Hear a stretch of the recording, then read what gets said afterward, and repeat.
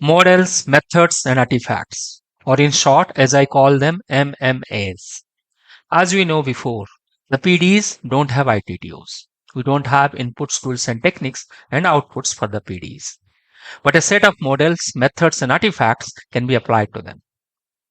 So first is model. This is the definition. It is a thinking strategy to explain a process, framework, or phenomenon. For example, process group model, Stacy's matrix model, Kunevin framework is another model. Adkar model, ADKAR, that is another model. Next is method. It is the mean for achieving an outcome, output, result, or project deliverable. So it's a mean to achieve something. This can be considered to be equivalent to tools and techniques. Very important statement, equivalent to two T's and T's. We have seen a number of methods already as you have proceeded in the earlier relations. Examples are decision tree analysis, trend analysis, or backlog refinement. These are methods. Then you have artifact. An artifact can be a template, document, output, or project deliverable. So it also can be a deliverable. This is equivalent to inputs or outputs, I and O's. Again, important to understand. These are equivalent to inputs or outputs. For example, stakeholder register, issue log, or we have assumption log, project charter. These are artifacts.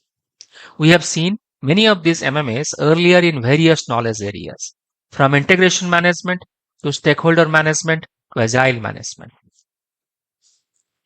The MMAs which we have discussed earlier will be mentioned in a table briefly so that you browse through and revisit if needed. If there are any new and important MMAs, we'll learn them in more depth or detail. But then what is the need of knowing MMAs along with the 12 principles and 8 performance domain? Because all these are related.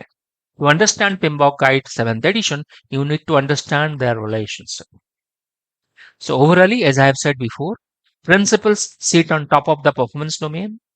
MMAs can be applied to these performance domains.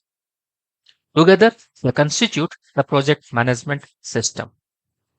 Now, to understand how they are related, a couple of articles have been published at my website. These are the links for these articles.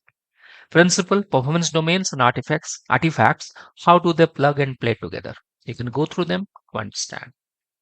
Again, we are doing this to get the outcomes from the performance domains.